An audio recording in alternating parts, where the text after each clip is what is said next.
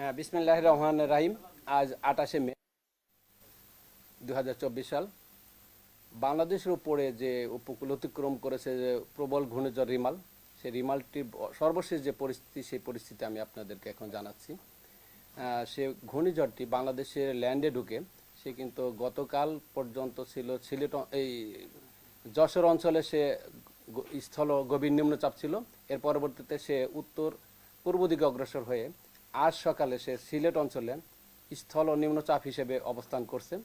এই নিম্নচাপটি ক্রমান্বয়ে উত্তর পূর্ব দিকে অগ্রসর হয়ে বৃষ্টি ঝরিয়ে দুর্বল হয়ে যাচ্ছে।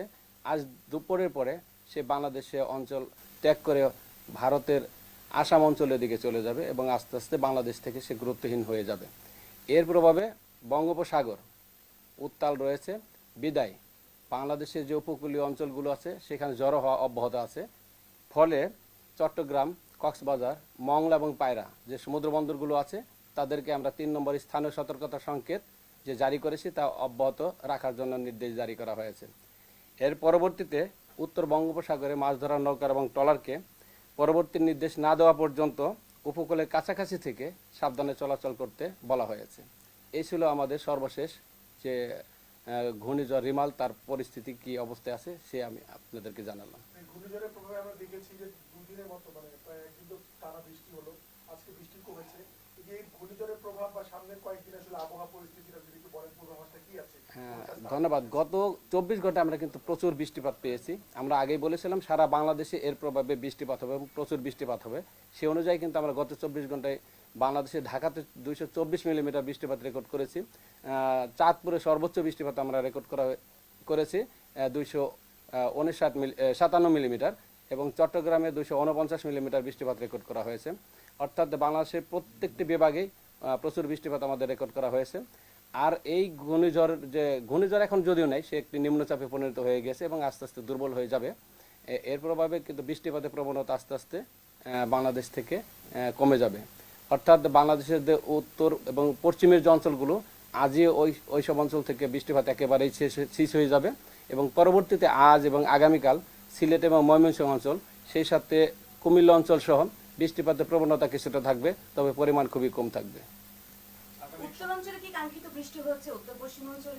হ্যাঁ, বিশেষ করে রংপুর বিভাগে বৃষ্টির পরিমাণ একটু কম ছিল। তাছাড়া কিন্তু বাংলাদেশের অন্য যে বিভাগগুলো ছিল প্রত্যেকটি বিভাগে কিন্তু আমরা প্রচুর বৃষ্টিপাত রেকর্ড করেছি। হ্যাঁ, যেমন চাঁদপুরে আমরা বৃষ্টিপাত যে রেকর্ড করেছি 257 মিলিমিটার বৃষ্টিপাত রেকর্ড করা হয়েছে। চট্টগ্রামে 249 মিলিমিটার বৃষ্টিপাত রেকর্ড করা হয়েছে। সেই সাথে 200-200-র উপরে আমরা আরও বৃষ্টিপাত রেকর্ড করেছি। যেমন মাদারীপুরে আমরা 208 মিলিমিটার বৃষ্টিপাত রেকর্ড করেছি। সেই সাথে 249 সিলেটে 249 মিলিমিটার বৃষ্টিপাত রেকর্ড করা হয়েছে। শ্রীমঙ্গলে 217 মিলিমিটার বৃষ্টিপাত রেকর্ড করা হয়েছে। সেই সাথে 162 মিলিমিটার বৃষ্টিপাত রেকর্ড করেছে কুতুবদিয়াতে। 125 মিলিমিটার বৃষ্টিপাত রেকর্ড করা হয়েছে খুলনাতে। মংলাতে 137 মিলিমিটার বৃষ্টিপাত রেকর্ড করা হয়েছে। 147 মিলিমিটার বৃষ্টিপাত রেকর্ড করা হয়েছে বরিশালে। সেই সাথে পটুয়াখালীতে 145 মিলিমিটার বৃষ্টিপাত রেকর্ড করা হয়েছে। অর্থাৎ ঢাকাতে 224 মিলিমিটার বৃষ্টিপাত রেকর্ড করেছি গত 24 ঘন্টায়। সর্বশেষ জিনিসটা যেটা জানতে চাই সেটা হলো এইবারের যে রিমালটা আমরা দেখলাম, এটার বৈশিষ্ট্যটা কি ছিল? যদি 3টা গুরুত্বপূর্ণ বৈশিষ্ট্য বলেন, এবং অতীতের আর কোনো ঘূর্ণিঝড়ের সাথে সেরকম সাদৃশ্য ছিল কিনা? হ্যাঁ, ধন্যবাদ। ঘূর্ণিঝড় যে রিমাল ছিল প্রবল ঘূর্ণিঝড় ছিল। এ কিন্তু একটু মাঝারি ধরনের একটি ঘূর্ণিঝড় ছিল। তবে এই ঘূর্ণিঝড়টির সাথে এর গতিপথ এবং গতি যে বেগ, সে 2009 সালে যে আমাদের আইলা যে ঘূর্ণিঝড়টি ছিল সেই একই পথ মোটামুটি অনুসরণ করেছে, মোটামুটি কাছাকাছি। যদিও সে একেবারেই একজ্যাক্ট পথ না, তবে কাছাকাছি দিয়ে সে অতিক্রম করেছে এবং সেই সময়টাও প্রায় একই ছিল। 2009 সালে 25শে মে আইলা বাংলাদেশ এবং ভারতের উপকূল, যেগুলো পশ্চিমবঙ্গ উপকূল অতিক্রম করেছিল 25শে মে। আর যে আমরা এই বছর যে ঘূর্ণিঝড় রিমাল, সেই রিমালটি কিন্তু 26শে মে সন্ধ্যার আঘাত বাংলাদেশ উপকূল অতিক্রম করেছে। এবং ঘূর্ণিঝড় যে আইলাও কিন্তু মোটামুটি একটু ধীর গতিতে ছিল। সে উপকূল অতিক্রম করার পর তার গতি বেগ কিন্তু কমে গিয়েছিল। অর্থাৎ সে তার মুভমেন্ট যেটা, অর্থাৎ উত্তর দিকে বা উত্তর পূর্ব দিকে অগ্রসর হওয়ার যে গতি বেগ, সে গতিবেগটি স্লো ছিল সেই হিসেবে সে প্রচুর বৃষ্টিপাত দিয়েছিল। সেই হিসেবে এই বছর যে রিমালেরও কিন্তু গতিবেগ ল্যান্ড ক্রস করার পর সে আস্তে আস্তে উত্তর দিকে এবং উত্তর পূর্ব দিকে অগ্রসর হয়েছে এবং সারা দেশেই কিন্তু প্রচুর বৃষ্টিপাত হয়েছে। আর ঘূর্ণিঝড় আইলার প্রভাবে কিন্তু শুধু খুলনা বিভাগ এবং সেই সাথে রাজশাহী বিভাগের কিছু অংশে বৃষ্টিপাত বেশি ছিল, কিন্তু ঘূর্ণিঝড় রিমালের প্রভাবে চট্টগ্রাম, বরিশাল, খুলনা, ঢাকা, রাজশাহী, সিলেট এবং ময়মনসিংহ এইসব বিভাগে কিন্তু প্রচুর বৃষ্টিপাত হয়েছে। অর্থাৎ মোটামুটি সারা দেশের উপরে কিন্তু এই রিমালের প্রভাবে বৃষ্টিপাত বেশি রেকর্ড করা হয়েছে, যা আইলার ক্ষেত্রে ছিল শুধু খুলনা বিভাগের উপর বেশি, দক্ষিণ পশ্চিম যে অংশটা ছিল এই ছিল মোটামুটি আর কি কম্পেয়ার যদি আমি করতে যাই। আচ্ছা, এখন দুইটা প্রশ্ন, একটা হচ্ছে 224 মিলিমিটার যে বৃষ্টি হয়েছে একদিনে, মানে 24 ঘন্টা, কি নতুন কোনো রেকর্ড কিনা এক? আর দুই নাম্বার বিষয় হচ্ছে বৃষ্টির পর কি তাপমাত্রা বাড়ছে, মানে আর কি মৃদু বা মাঝারি কোনো তাপপ্রবাহ আসছে? ধন্যবাদ। 224 মিলিমিটার বৃষ্টি আমরা এই রিমালের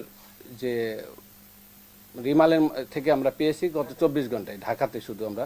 তবে ঢাকাতে এর আগে বর্ষাকালে বৃষ্টিপাতের রেকর্ড আছে আরো বেশি আছে, 300 কত মিলি আমার এই মুহূর্তে আমার, হ্যাঁ এটা 2006, হ্যাঁ ওটা ছিল বর্ষাকালে মনে হয়েছিল, হ্যাঁ বর্ষাকালে ছিল। কিন্তু এই রিমালে এই পর্যন্ত মোটামুটি 224 মিলিমিটার আমাদের হাইস্ট বৃষ্টিপাতের। তবে ঢাকাতে এর চাইতে বেশি বৃষ্টিপাতের রেকর্ড আমাদের আছে।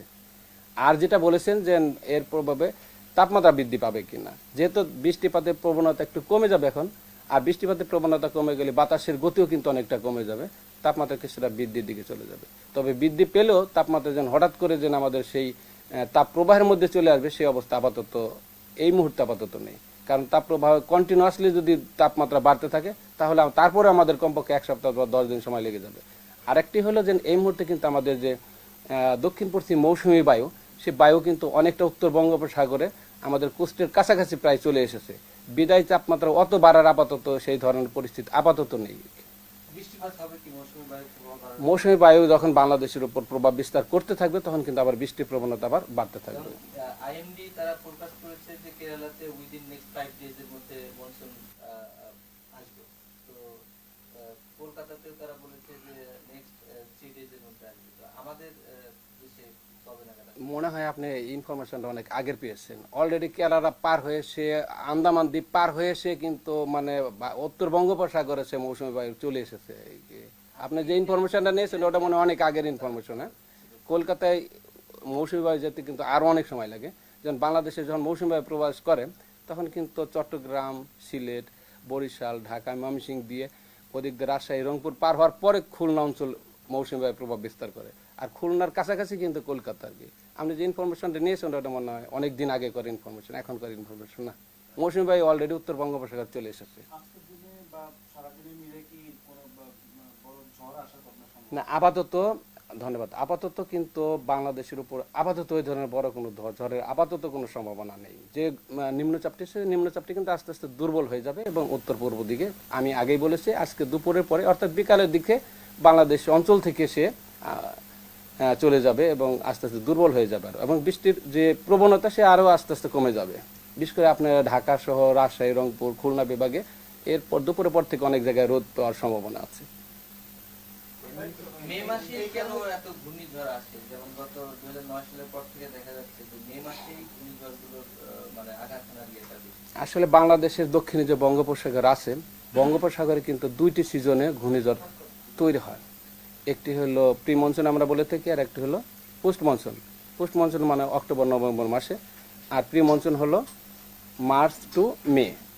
এই সময় কিন্তু শীতকাল যখন থাকে সূর্য থাকে দক্ষিণ গোলার্ধে, দক্ষিণ গোলার্ধে থেকে যখন সে বাংলাদেশের দিকে উত্তর গোলার্ধের দিকে আসতে থাকে তখন কিন্তু যে বাংলাদেশের দক্ষিণে যে বঙ্গোপসাগর আছে সে বঙ্গোপসাগরকে সে হিটিং করতে থাকে।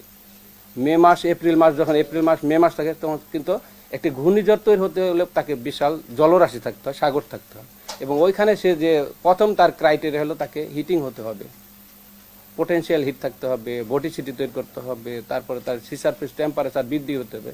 সেই জন্য এপ্রিল এবং মে মাসে সবথেকে বেশি হিটিং হয়ে যায় ওই অঞ্চলে, বিদায় এখানে মানে ঘূর্ণিঝড়ের সৃষ্টি হতে থাকে। সাইক্লোনের কারণে নেচারে কি কোনো পজিটিভ ইমপ্যাক্ট তৈরি হলো কিনা? যেমন বৃষ্টিপাতের, হ্যাঁ, যেন আমরা কিন্তু এপ্রিল মাসে, পুরো এপ্রিল মাসে আমরা গরম পেয়েছিলাম, হিট হয়েছিল, একেবারেই মানে তাপমাত্রা বেড়ে গিয়েছিল। মে মাসে এসেও কিন্তু আমরা একটা হিট ওয়েভ আমরা পেয়েছি 7-8 দিনের জন্য একটা। তাই না? সেই একটু অবসান হয়েছে এই ঘূর্ণিঝড়ের প্রভাবে, ঠান্ডা হয়েছে, ভূপৃষ্ঠের যে মাটির ভিতরে যে জলীয়বাষ্পের প্রবণতা কম ছিল সেগুলো বৃষ্টিপাত দিয়ে সে জলীয়বাষ্পের প্রবণতা অনেক বৃদ্ধি পেয়েছে। বর্ষাবাষ্পের কারণে কি অস্বস্তিটা আসতে পারে কিনা গরমে? কোনটাই? রোদের তাপ পড়ার কারণে মাটি থেকে হ্যাঁ, এখন তো জলীয়বাষ্প আবার যখন তাপমাত্রা বেড়ে যাবে জলীয়বাষ্প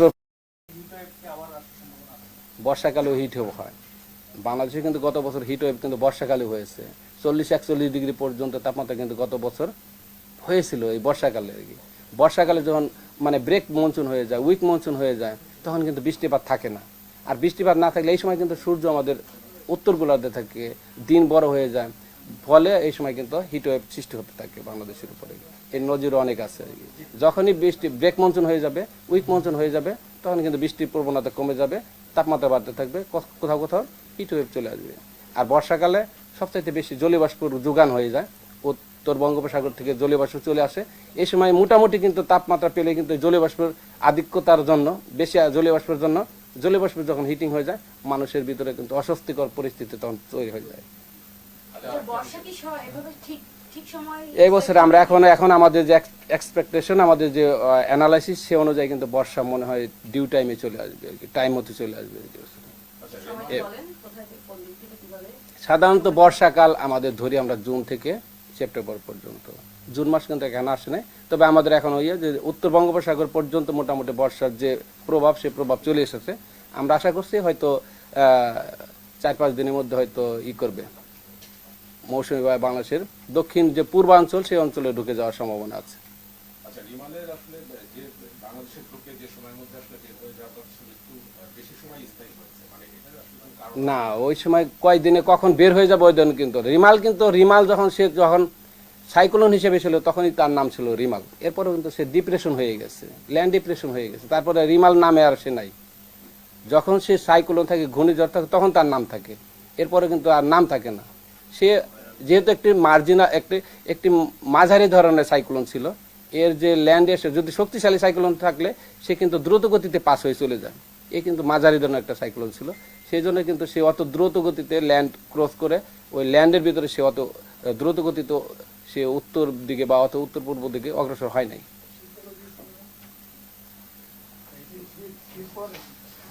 হয়েছে, ধন্যবাদ। হ্যাঁ।